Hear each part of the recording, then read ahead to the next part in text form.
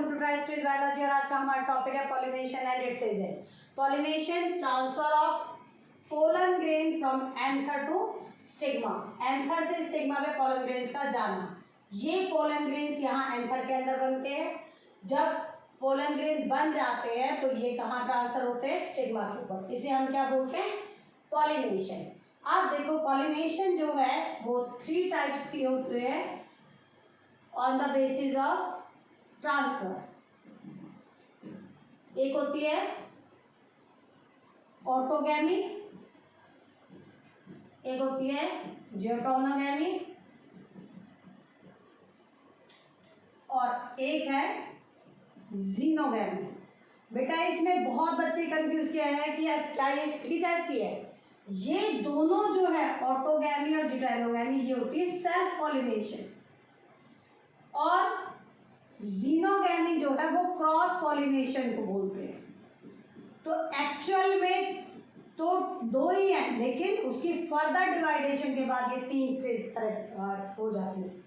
जो 3 टाइप्स की होती हैं उसमें देखो ऑटोगैमी, एक प्लांट है जिसके ऊपर बाइसेक्सुअल फ्लावर्स लगे हुए हैं।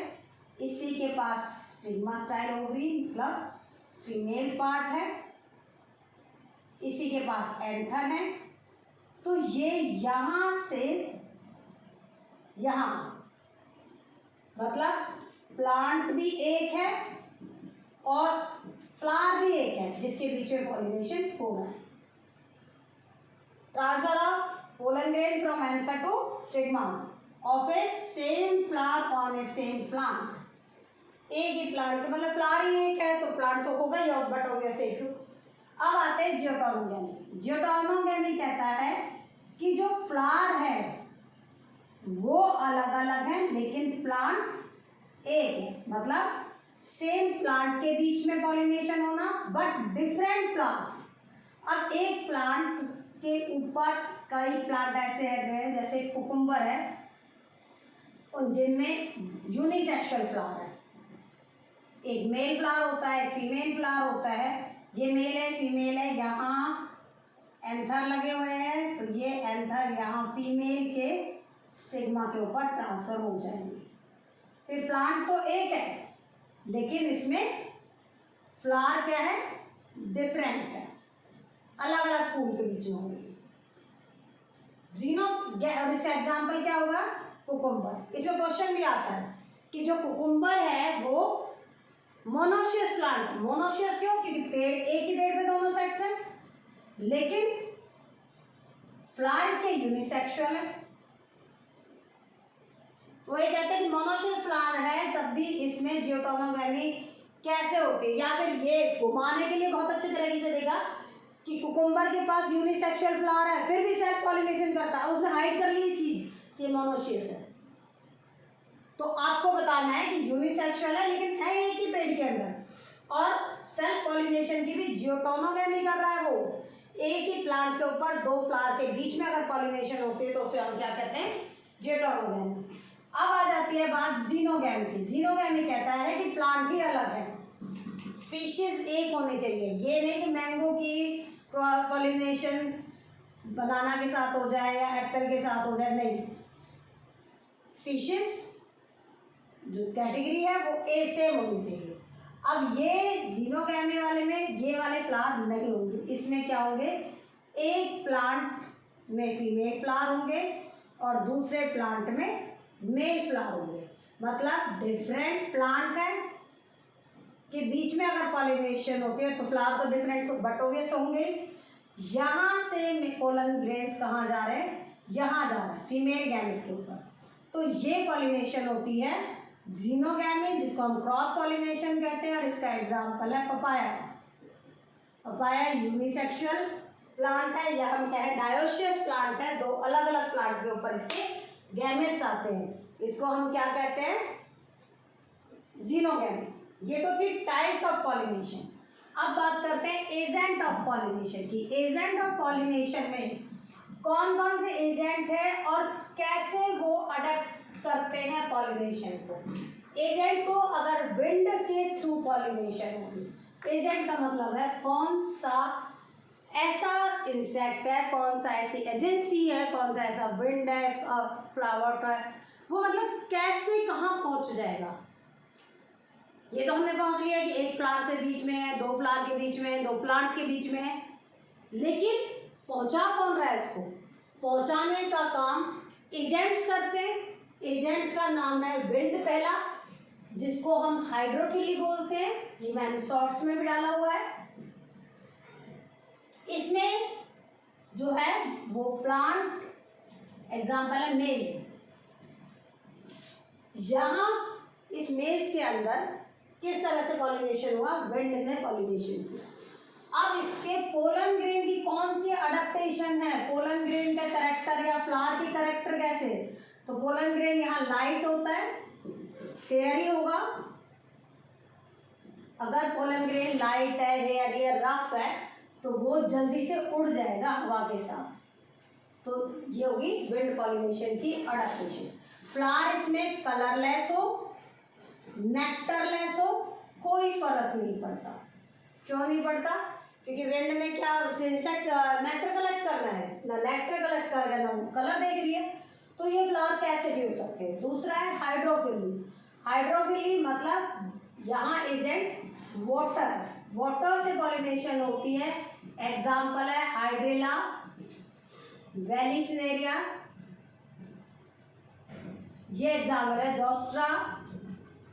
ये ऐसे एग्जाम्पल है जिनमें wind pollination, sorry water pollination होगी। वाटर पॉलिनेशन जो है वो कैसे होगी, वाटर पॉलिनेशन होती है जिन पोलन ग्रेन जो स्मूथ होंगे, जिनमें लॉन्ग पोलन ग्रेन होते हैं। पोलन ग्रेन जो है वो लॉन्ग होंगे, लेंथ उनकी ज़्यादा होगी, स्मूथ एंड स्लिपरी होंगी। स्लिपरी क्या चाहिए, जैसे कि वो फ्लोट कर जाए। अब आता है थर्ड, इंसेक्ट पॉलिनेशन। यहाँ देखो इस पॉलिनेशन को फेवर करने के लिए जो एक्वेटिक प्लांट है वो है। यहाँ हम दो एग्जांपल और पढ़ लेते हैं, और वो दो एग्जांपल हैं water lily and water hyacinth. Water lily और वाटर हाइसेंथ, ये जो वाटर लिली और वाटर हाइसेंथ है, ये ऐसे प्लांट है जो पानी में तो है लेकिन इस हाइड्रोफिली को अपोज कर जाते हैं। ये क्वेश्चन बहुत आता है, कॉम्पिटिटिव एग्जाम में भी आता है कि वाटर लिली में और वाटर हाइसेंथ में कोई भी एक एग्जांपल दे दिया कि अडेप्टेशन फैक्टर क्या है, किस बेस पे उसकी पॉलिनेशन हो रही है। तो यहाँ पॉलिनेशन जो होती है इसमें किसके थ्रू होती है, पॉलिनेशन यहाँ होती है या तो विंड पॉलिनेशन को अडेप्ट करते हैं या फिर ये इंसेक्ट पॉलिनेशन को अडेप्ट करते हैं। क्यों, क्योंकि इनके फ्लावर ऊपर होते हैं। ठीक है, अब बात करते हैं हम इंसेक्ट पॉलिनेशन है, एंटेमोफिली बोलते हैं इसको।